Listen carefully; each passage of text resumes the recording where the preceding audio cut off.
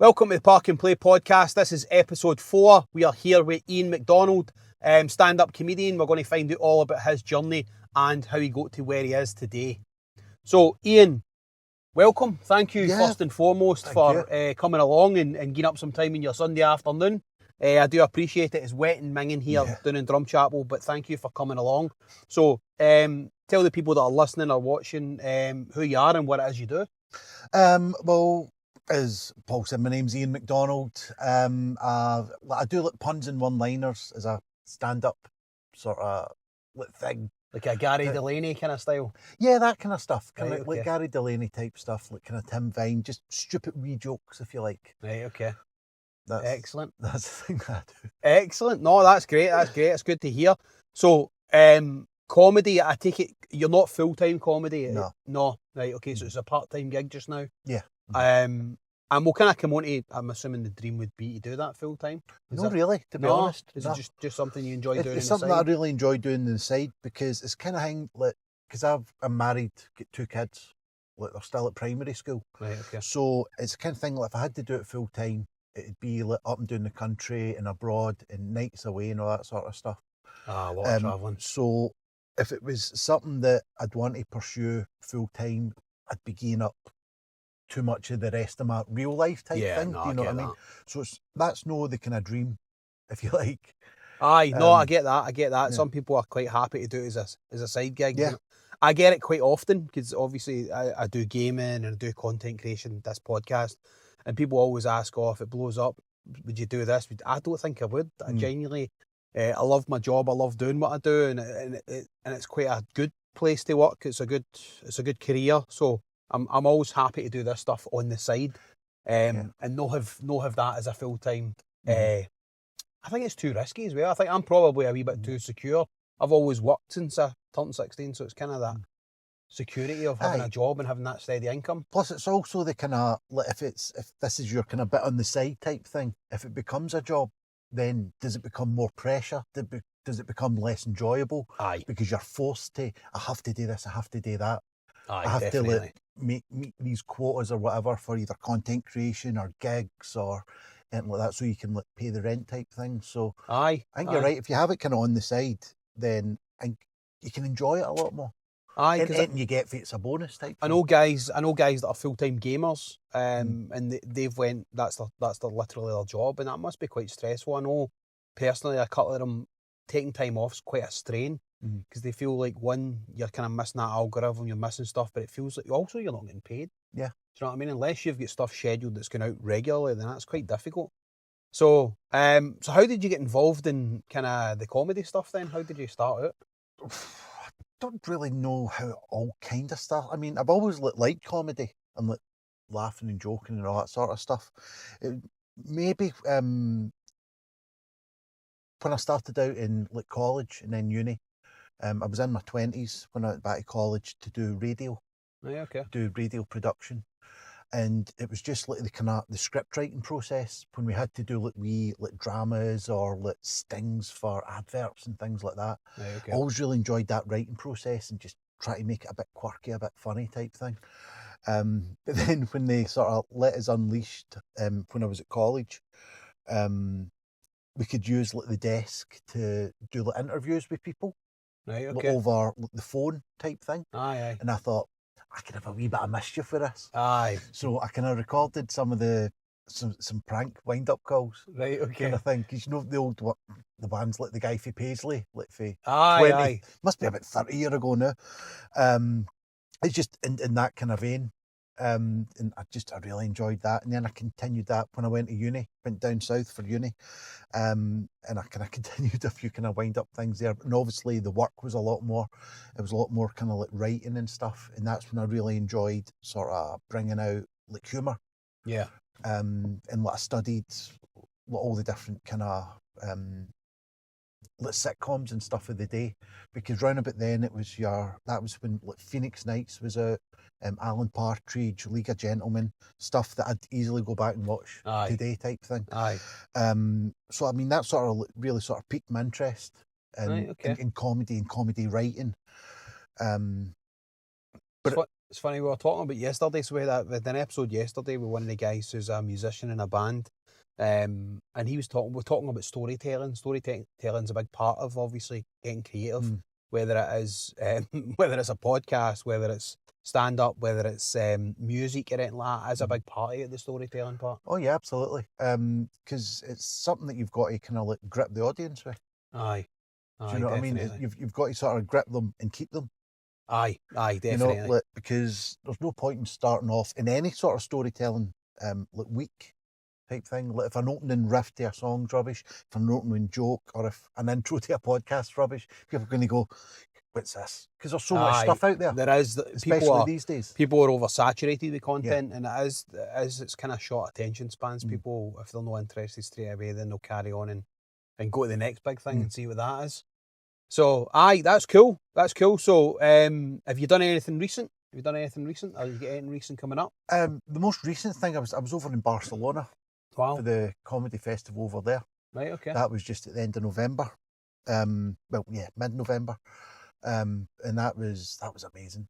Aye. Absolutely love Barcelona as a city. I've always said, look, if I could move there with the family and stuff, I'd jump on it. Really? I just absolutely love the place. I've been once years and years ago, and I wasn't overly keen on it. Yeah. I went in January. It was a horrible time. It just I wasn't overly fussed with it. I did do the Barcelona tours, the stadium tour and stuff. But probably just a bad time of year for me to actually fully enjoy it. But no, that's cool. So how did you get involved in that then? It was just like sort of the different festivals that I sort of look at that I can apply to and sort of do it. And I know some people that are over there. They've done some gigs for me before. So I had a couple of kind of contacts, and I just applied for it, and I got. We were told initially that we could maybe get about 2 or 3 gigs, because it wasn't something that I really wanted to go over and spend money on. Yeah. And just look for one wee gig that 2 men in a dug. Yeah, I get or that. 2 men in a peril, whatever it is, show up for. But ultimately I was only offered 1 gig, and I thought, I'm not really sure if I want to do this. Let's spend like hotel and all that it's a sort big of stuff. financial commitment. Yeah, because I mean a lot of comedy festivals, you need to pay like registration fees and all that sort of stuff. But the more I looked into it, they weren't looking for any registration fees or anything like that. So all I had to do was get the flights, because they had folk that could put you up. Right, and stuff okay. like that as well. So I thought, yeah, I'm definitely going to do this. And I ended up getting a few more gigs over there, just like wee spots. Yeah. And luckily enough, somebody dropped out of their hour show due to illness. And I could put on my other show that I do. Right, okay. And that as well. So it was an absolutely amazing experience. So how did it go?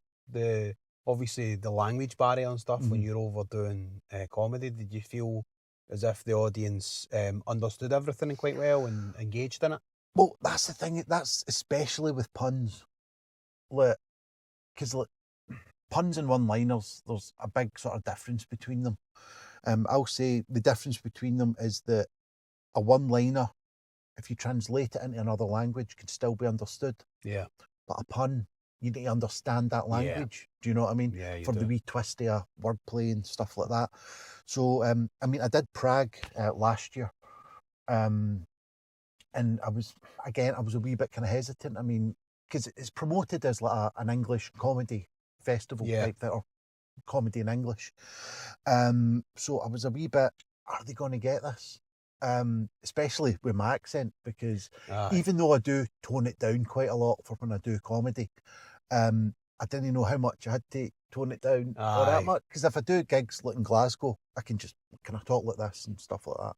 If I do it to, let's say, a predominantly English audience, I need to kind of come down maybe about 50% type thing. Bring it down so a I'm like, notch. see, for people that isn't their first language, how much more am I going to have to bring it down? But they either got it or they were just really polite. Right, you know what I mean? Aye. I mean, because it did go well. A lot of them really went well. Some of the jokes that I don't know, maybe don't hit as hard sometimes, really hit quite hard there, because maybe it was about their specific country. Right, okay. Do you do a wee bit of research on that then and try and tailor some stuff? Because I know I watch tons and tons of stand-up comedians, right? I absolutely love it.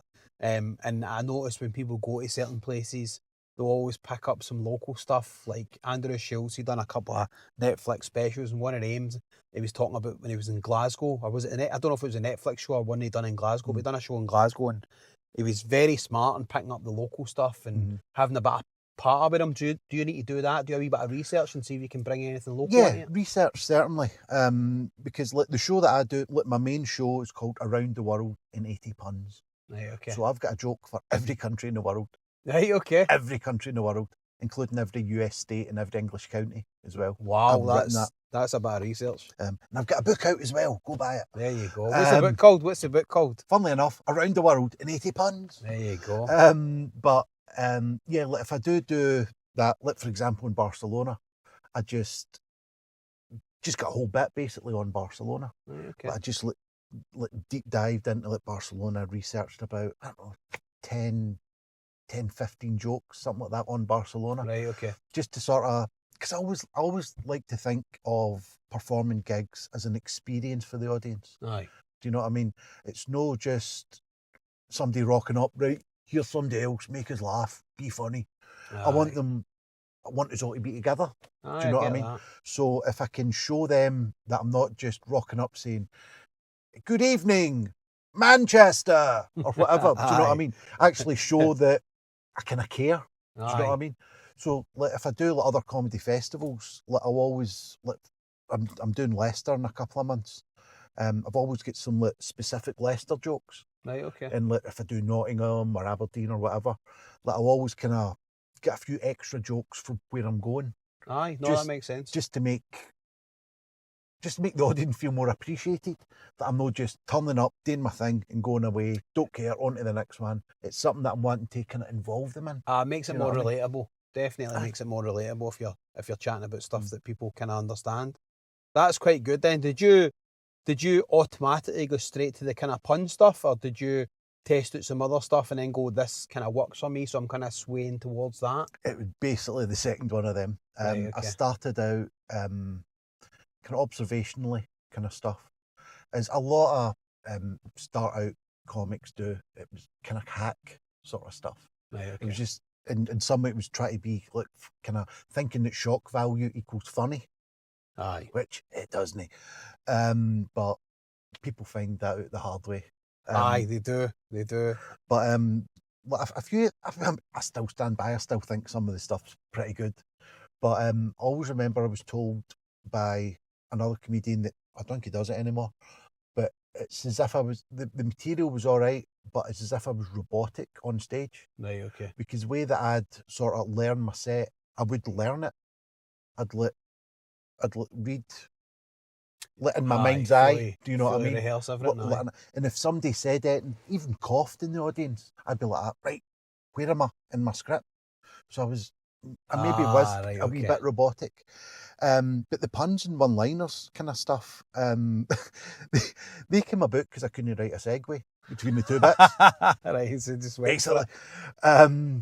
So I'd maybe do about 5 or 6 wee short jokes in between my two bits. And it was always those bits that get the best reaction. Aye. So I thought, do you know what? I mean, I kind of enjoyed that kind of comedy anyway. Aye. So I thought, do you know what? I'm just going to see if this kind of works. And then, I don't know how many years later now, here am I. So how long have you been doing it then? Been doing it, this will be going into my 17th year, I think. And that first, I suppose, step onto a stage in front of people and trying to tell jokes, that must be absolutely terrifying. Because I've done a lot of stand-up presentations and stuff, right? I've presented to people, I've spoken in front of hundreds of people before. I'm quite comfortable with that. But I'm quite comfortable because I kind of built those skills up before when I was doing training. So I used to train a lot of people, so I used to have to stand, I walked about, kind of work a room, you're chatting with people, that kind of thing. But I know a lot of people for that's their idea of hell. They're terrified to speak in front of people. There's loads of people like that. That must be really overwhelming when you first do it, when you first take that chance and go, I'm going to give this a bash and see if it works. It can be, yeah. I mean, the nerves are still there. Aye. Because I always think, see, if you're no nervous, then you're no prepared. Aye.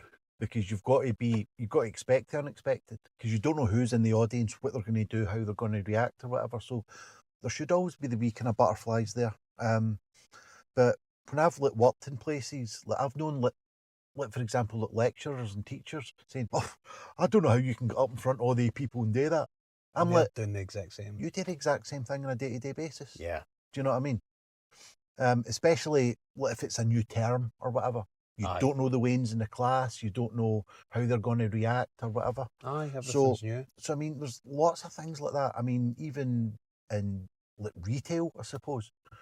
You're coming up with, you don't know who's going to come up with, whether they're wanting to return an item, whether they want to buy an item, whether you're spotting somebody running off with a pair of Nike Air or whatever out the door. Out with the left shoe.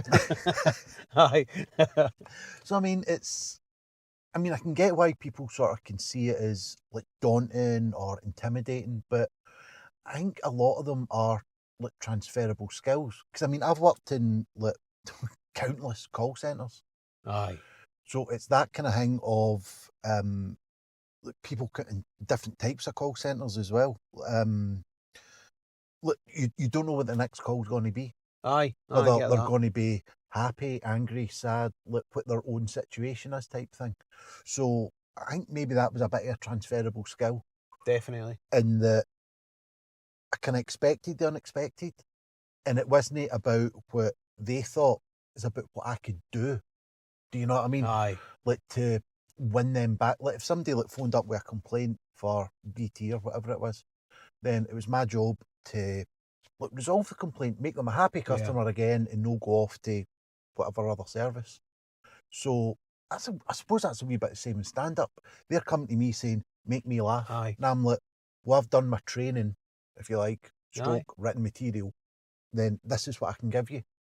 They're not always happy with the outcome. They might bugger off the Virgin, but I mean that's the chance you take in all kind of walks of life. No, definitely. I think that is that's you've hit the nail on the head, because it is like that kind of thing. They're coming expecting to laugh, and most times you're making loads of people laugh, and it must be some buzz when you're going on there delivering. You know, you've just had an absolute belter, a wee show, and you've been half buzzing with yourself. That must be a good feeling. It must make it worthwhile when you're putting all the effort into writing stuff that you think, because even just seeing a group chat with the boys, I think I'm fucking hilarious, right? And I'll say stuff, and then I'll just be sitting laughing, and my missus laugh, what are you laughing at? I was like, I said this funny thing to the group, and they might not find it funny, but I think it's fucking hilarious. And I'd be terrified that kind of thing, that if you're going on there and you're, this is brilliant, this is absolute golden, and you go out and you're like, nah, that's not really working. Oh, dude, that's happened so many times. You've no idea. I've written thousands of jokes. And there's a few that I've just written and I've thought, that's it, it's going to make me a millionaire. I'm going to wanker the Twix. That's me, job done for the day. And then I'll go on stage and do it. Nothing. I'm like, what's wrong with you people? Right, I'll try in the next gig. Nothing. Wow. I'm like, and then there's other ones that I'll do, that I'll write, and I'll go, I'll give that a wee go, I'll throw it away. People love it. See, I find that way gaming videos, trying to find the perfect recipe for success on that has been so difficult. And again, I've spent an hour on a 30-second video before, and it's just bombed. It's had a couple of 100 views, and you're like, what have I done wrong there? I thought that was an absolute belter. Whereas I spoke about before we started recording here, the big one where I got 1 million views, that was a 17-second video that was just kind of like, oh, this would be funny. And didn't really bother, and then it just kind of took off. And I think content's like that. It can either go blew up, or it takes a nosedive and you learn from it and move on. Yeah, absolutely. And it's about not taking it personally as well. Do you know what I mean? What's funny for you might not be funny for other people. Or what's kind of good content for you. You think that was a great wee video. It's shown all these different aspects and different things I can do, different things I've achieved. And people are like, I don't care. I just want to see you get your head shot off with some wee noob with a pistol or something. Some funny stuff. Has there been any real influences on you, both personally, like people you've met that you've said that it's a big influence, somebody that's gave you a piece of advice that's worked really well, or outside of that, people that you watch on TV and say, wow, I really like what they're doing, and can pick things up for them? Well, personally, there's been a few people, and you can find out all of their names in the joke book at the end, because I give a wee kind of dedication to them. But certainly comedy-wise, there's a guy called Alan Park. Looking back to when I was doing my kind of observationally, kind of a bit hacky kind of stuff. Like he said to me, see when people come to an open mic night saying 6 comedians, only a 5er, come and laugh and all that. They want to come and be entertained. Do you know what I mean? They don't want to hear any kind of hack stuff or like trying to be edgy kind of stuff. Aye. If they want that, they'll go and see Frankie Boyle or Jerry Sadowitz. Yeah. Because their names are in lights. You go to that, you know what you're going to see. Do you know what I mean? Aye. But if you're coming to whatever open mic night, then you're not wanting people going through all like mad, like sick stuff and all that. Aye. So, and that was one of the things where I thought, right, I'm just going to completely get, because no, all my stuff wasn't all sick at all. Some of it was borderline. Okay. Some of it was just shite. But that's another time where I thought, right, I'm going to just stick to the kind of the puns and stuff like that, because that's like safe. I mean, because I swear all the time. I use it as punctuation. Yeah. Do you know what I mean? But see, on stage, not at all. No, do you know? No. Well, I'd say about 98% of my jokes don't contain swearing. Aye. Do you know what I mean? Very, very few contain either swearing or like sexual references. I find it really difficult not to swear. It's a big part of my vocabulary, and I struggle when I'm not swearing. It's just trying to find that balance. Obviously, in work, you have to tone it down depending on know your audience. I suppose is the thing. And we spoke about this with Rob Kane, like knowing your audience. You need to say certain things in front of certain people, and talking about this podcast as well. Asking people to come on this podcast, because people always ask me, right, what's the script? Can I swear? Do I need to change how I speak? Like, for example, when Mick Doyle was on, he does TV interviews with the cameras and stuff, and he has to kind of change how he speaks. Yeah. But I was like, no, I want natural Mick Doyle. I want Mick Doyle that I would have a pint with in goals and have a kick about with him shouting and swearing. I want the normal, real stuff. Because, again, when you're pushing the podcast out, you tick a wee box to basically say that, yes, this is a podcast that contains swearing, because swearing's normal. It happens all the time, and I would rather be natural about it rather than try and force stuff. Do you know what I mean? So, that's cool. What about TV stuff? Anybody that you've went, either you enjoy watching or people that you've picked stuff up from? I always really enjoyed watching, George Carlin.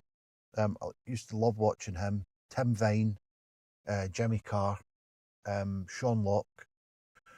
Always had back in the mini disc era. Remember them? That's about fucking 20 odd years ago or something.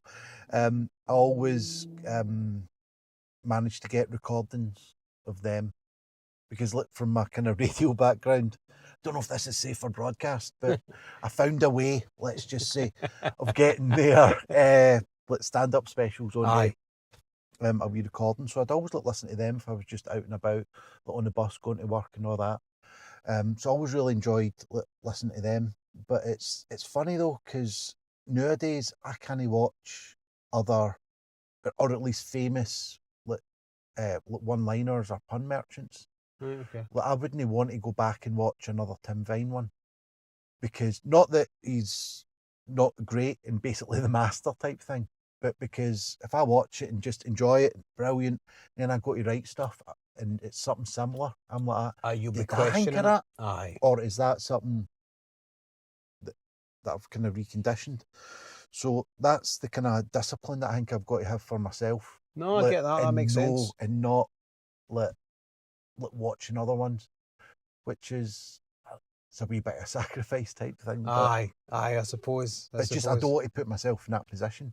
Aye. You know what I mean? When you said Jimmy Carr there, I went to see Jimmy Carr. I can't remember if it was this year. I'm sure it was this year I went to see Jimmy Carr. So I've been to see a few this year. I went to see Jimmy Carr. I went to see Kevin Bridges, obviously. I think it was last year, the year before he was there, and we've got tickets for next year coming. Greg Davies, went to see Greg Davies. who is just the funniest guy ever. Like, I love Big Greg Davies. He's really funny. Went to see him, and I really liked his show. It was in the Armadillo. And then obviously went to see Gary Faulds do his podcast. So shout out Gary. Gary and Darren. And they two, they're just a match made in heaven, to be fair. See, when you get they two together, it's absolute carnage. And I love what they've done with the podcast, because it is just chaos. There's nothing scripted, edited out. It's just literally they two will sit and talk shite to each other. They'll talk all the tap at each other. They'll get annoyed at each other, and it's just a great entertainment. So I always watch that. That's my wee Friday afternoon. I finish at 12 o'clock on a Friday, and that comes out at 12 o'clock. So that's normally perfect timing. Switch the computer. I'm normally working from home on a Friday afternoon, so I normally switch the computer off, turn my PC on, and sit down and watch that, and just have a great wee gig with it. It's absolutely superb. They're good boys. Has there been any real low points? Has there been any gigs that you've went to where there has been the one man in a dug, or where you've just crumbled on stage? Have there been any really bad ones? Well, there's one that it was 3 men in a dug. It was literally 3 men and a dug. Okay. It was all right, but it was just when people say, "Oh, there are 2 men in a dug at a gig." I don't know. It was literally 3 men. But there's been plenty of low points, plenty of disappointments. But I'm always one for thinking that I'd rather have a bad gig than a kind of medium gig. Do you know what I mean? Yeah, obviously, I'm wanting every gig to be a stormer, of course, success, all the rest of it. But I'd rather have a bad gig than a kind of middling gig, because you don't learn anything for a middling gig.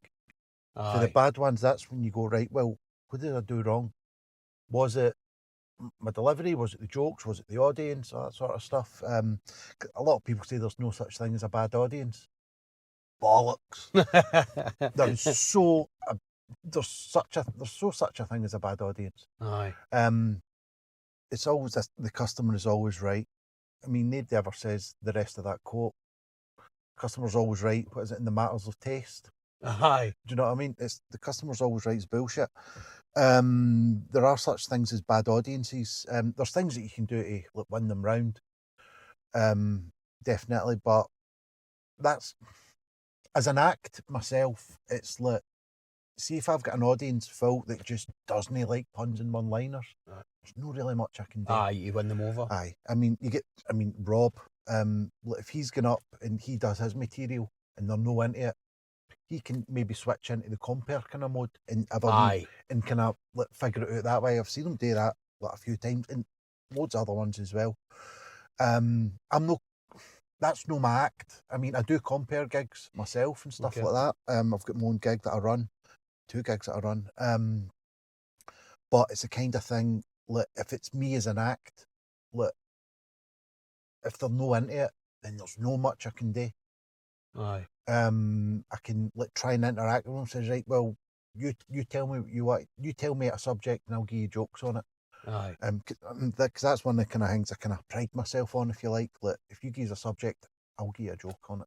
Do you know what's funny? I was chatting to a couple of weeks ago. I bumped into Stuart Mitchell, and I was chatting to him, and I asked him to come on, but he's super busy, so he's kind of, I got a knockback for the time being. But he was talking on one of, I don't know if it was his podcast or it was one of his shows he was talking about, and he basically said, in fact, it was somebody else's podcast they were interviewing him, so he was talking about how he's developed on stage, and he said that he basically sat down and wrote down every occupation you could ever think of, because he said that people always say all you do is ask people where they're from, what they do.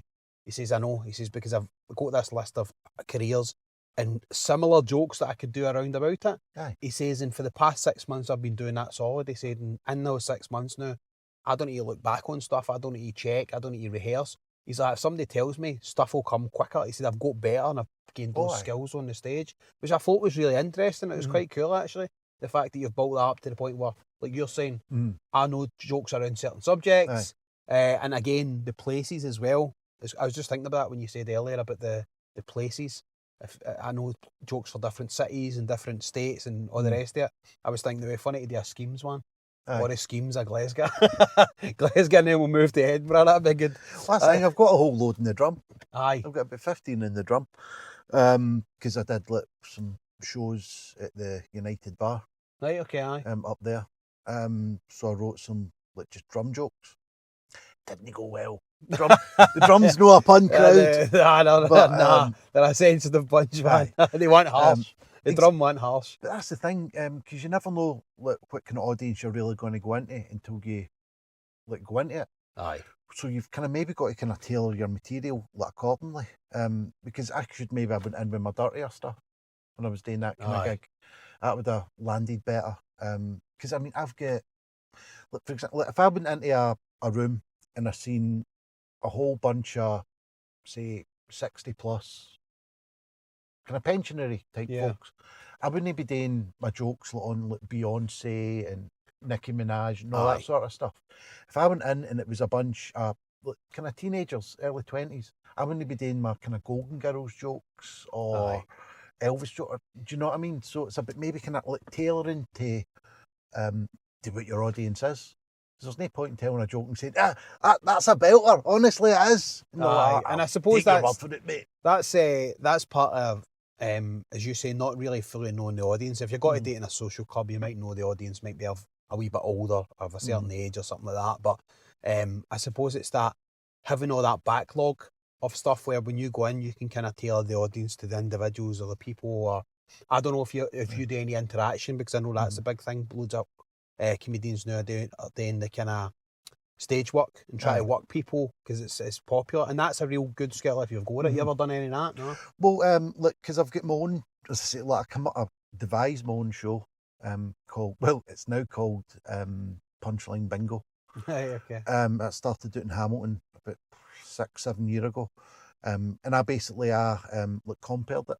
Right, okay. So that's where a lot of my kind of my stand-up skills sort of came, being able to talk to the audience rather than going back to, as I was saying, sort of the reading the script for doing the show for that kind of thing. I was able to banter and stuff. I mean, I'm by no means the best at it, but I mean, I've certainly got a hell of a lot better, and it's maybe a better stand-up as well. Just being able to identify people and say, look, going back to the Stuart thing, right, what is it you do? And if they come up and say, I don't know, an engineer, I'll give them, well, here's my engineer joke. Or if I'm a teacher, there's my teacher joke. And that sort of settles the crowd in, and then you can get the actual acts on. Because it's the whole thing.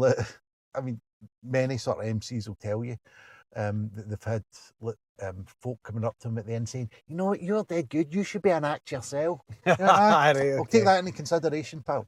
Cheers for the pointers. And they're usually kind of the headliners anyway of other gigs.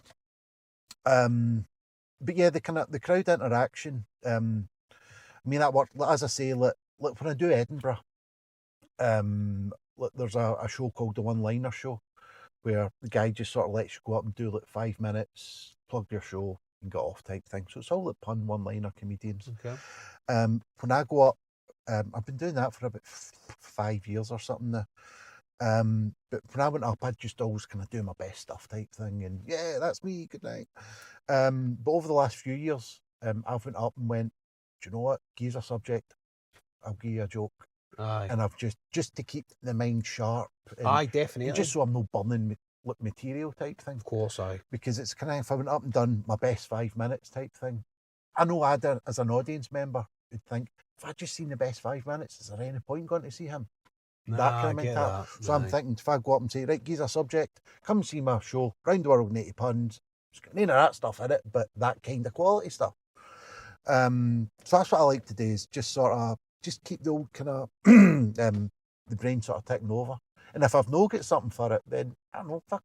I used to always worry about that, because I did start doing that when, I just remember now, my wife, when she used to come and see my gigs, I'd go up and I'd still be a wee bit kind of scripted, but if people weren't on board, I'd do right, give me a subject and I'll give you a joke, and they'd say, I don't know, fashion or sport, and I'd be like, right, can you give me I wasn't prepared.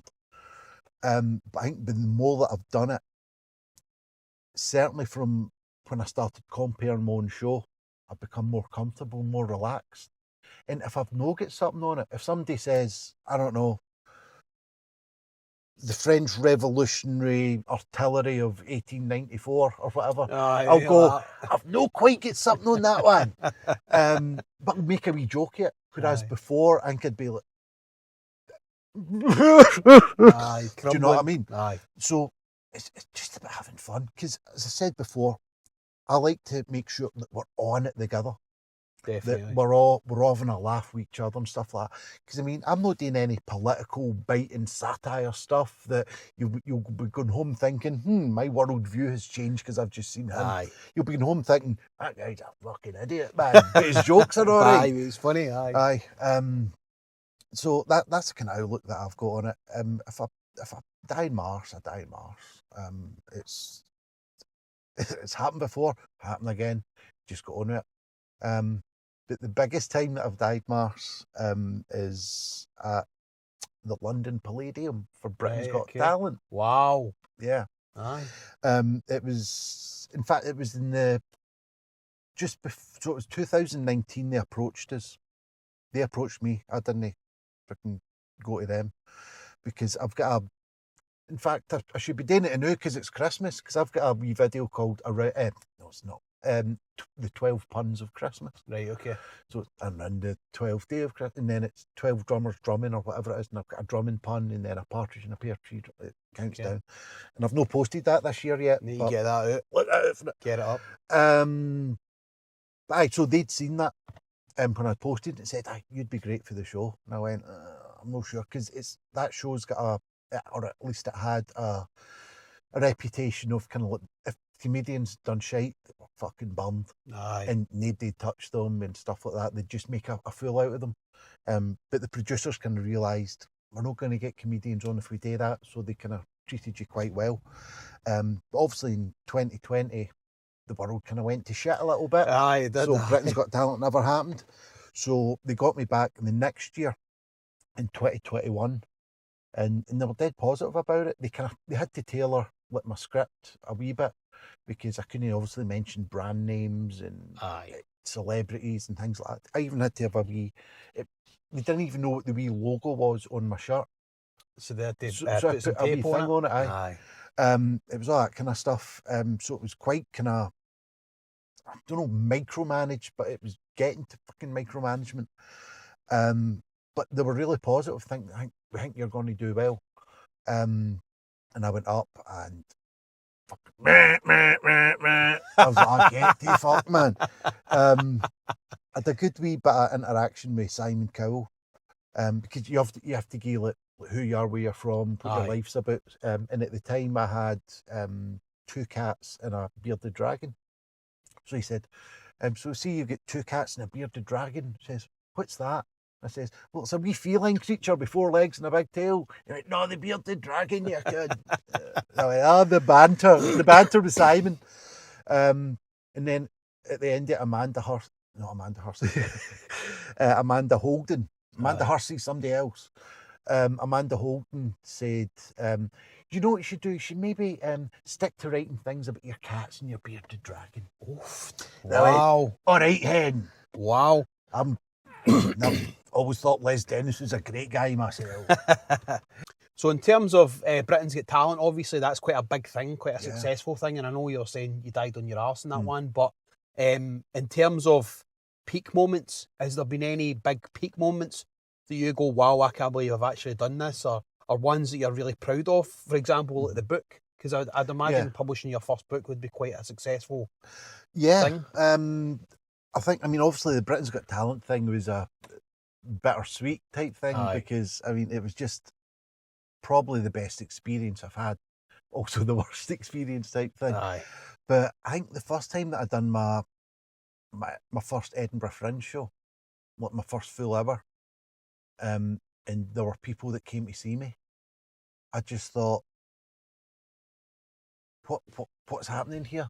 I'm just a wee nobody, and amongst like 3,500 shows, and I've got like 20 people that have come to see me and enjoying it, and then leaving money as they leave. And they're doing that because I thought, you always hear about the Edinburgh Festival, I'd nobody in, I'd 2 men and a dog in, even 2 men and a dog.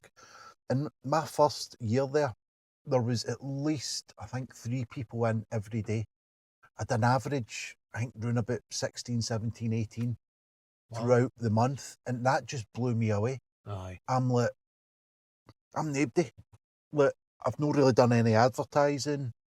Done a wee bit of flyering, but a lot of people have taken them. But that just blew me away, and just I think that took me to another level as well, because sort of doing like 25 gigs in a row, like every day type thing. If you don't come out of doing that a better comedian, then you should probably just get up. It's not for you really then. Should, because doing it that consistently, it's just got to make you better type thing. So that was definitely a high. Being able to take my own shows, the UK Pun Off and Punchline Bingo, to festivals. That's a big one. Leicester, Nottingham, and then Edinburgh again, and them selling out. Like, because the one that I come up with completely myself, it's completely original concept. Punchline Bingo. Check out Punchline Bingo on Facebook and come and see me, fucking whatever it is. It's a completely original concept, and when people like perform at it or come and see it, they love it. They're like, that is just, and people have told me that's a highlight of their Edinburgh. Wow.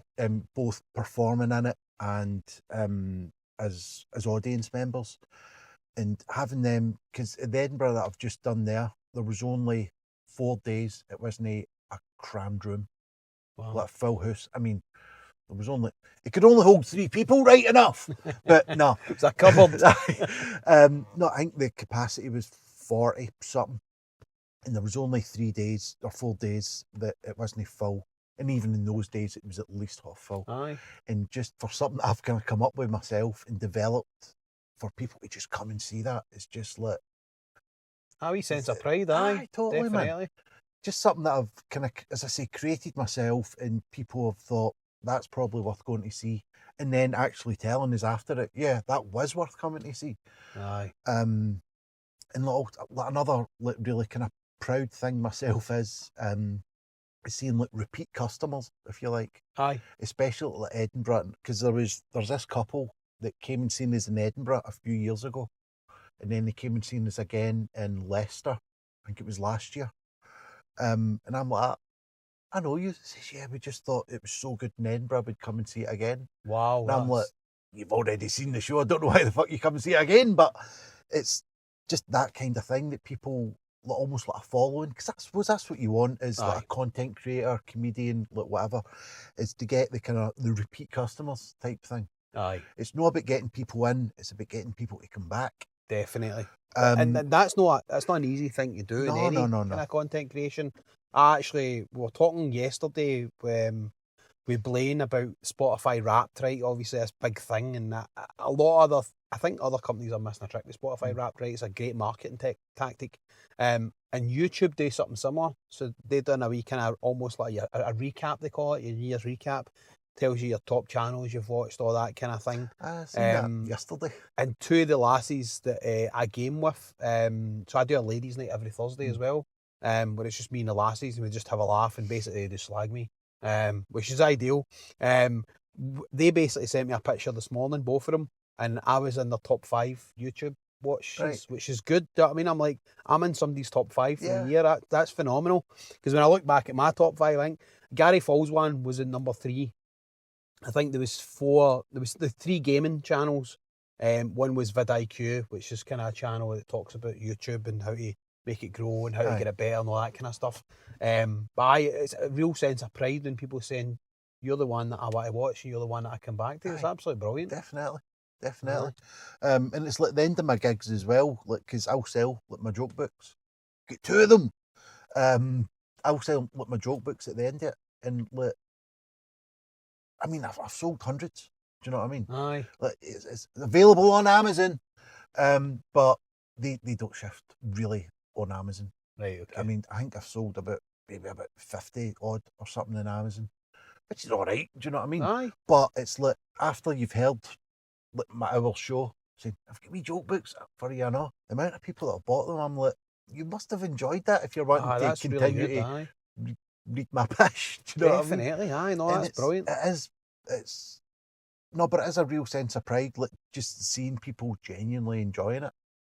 And as I say, sort of either coming back or then after it following you or tagging you saying this was a great wee show, go and see it, things like that. It was funny talking to Big Rob Kane. He said the exact same. He said they had one show that went really well, and after it, he said he woke up the next morning, he was inundated with friend requests, new followers, people looking at his stuff, people messaging him saying, "I really enjoyed that show" and stuff. So that, no, I get that, I understand that. That's absolutely superb.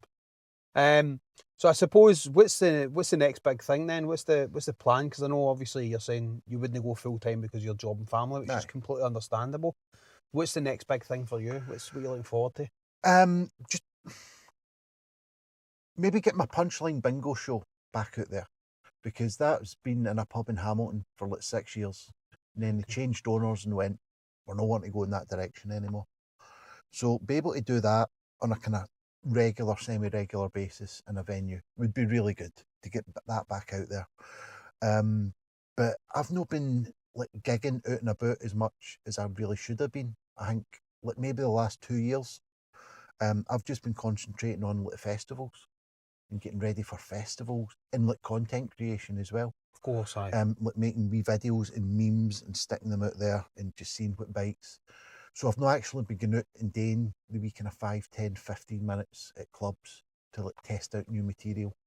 So I'd like to get back into that again. I'd like to get better at darts, I know. But I'm sure my team would like me to get better at darts, or at least be able to count a board. So are you playing for United Bar then? Yeah, playing in that league? Yeah, play for United Bar. Right, okay. Yeah. Shout out United Bar and the darts team. Young United. Sponsors of young Mitchell Laurie, which indeed. I would love to get the wee man. I say the wee man, he's a big man. I'd love to get him on the show actually, because he's got two finals today down in Lakeside. I think he might have played one. The first one played this morning. I know Kirk and Wally were heading down there early doors this morning to try and catch it, and they're heading back tonight after it, so it'll be a long one for them. But shout out United Bar and good luck to Wee Sox in the two finals. We're coming at the end of this now, and I suppose where can people find you? Where, if they want to follow you? We plug for the social, so tell us every social you're on, tell us where you can find your content or where they can come and see you live next. And again, tell them the name of the books. Well, at IMacPun, so at IMACPUN, kind of self-explanatory really. That's on pretty much all your socials. Okay. It's like YouTube, Facebook, TikTok, Instagram, Threads, Twitter, a lot of them. I post stuff every day, right? Okay. At least once a day. Like wee memes and jokes and all that sort of stuff, and like videos, because I've done like hundreds of videos that I've just like pumped out and I can sort of like reuse and stuff like that. Okay. So give us a follow on that. Joke books around the world in 80 puns. That's the one that's got a joke for every country in the world, every US state, every English county, and a few more besides. That's available on Amazon, or even just send us a message and I'll sign one and I'll bill you for it, obviously. But and my very first one that I brought out, Misunderstood. Okay. That was the name of my. In fact, that was the name of my first show. Never mind. But yeah, the book's called Misunderstood. That's all kind of family friendly stuff. That's on Amazon as well. Both are great Christmas stocking fillers. Although by the time this goes out, it might well be after Christmas. But hey, fuck it. But yeah, at IMacPun on all the socials. Give us a follow. The next sort of gigs that I'm doing is in Leicester in February. Then after that will probably be the Fringe in Edinburgh. Hopefully. Okay. Hopefully. Excellent. Well, thank you very much for your time. I really do appreciate it. I know it's a minging, horrible Sunday morning or afternoon, should I say now. So it's good for you to take some time out and catch up. No worries, and we'll definitely be following Iain on the socials. Check them out. So as we finish up, we come to the end, as we usually do, where we end line. The car may be parked, but the journey continues. Thank you again for listening or watching. And if you are watching, please hit that like button, hit the subscribe button, and drop a wee comment and tell us who you would like to see next on the podcast. Because we're getting some more rolling in thick and fast, and we want to try and get these out. So every like, every view helps. Thank you very much. I do appreciate it. And we will catch you in the next one. Cheers.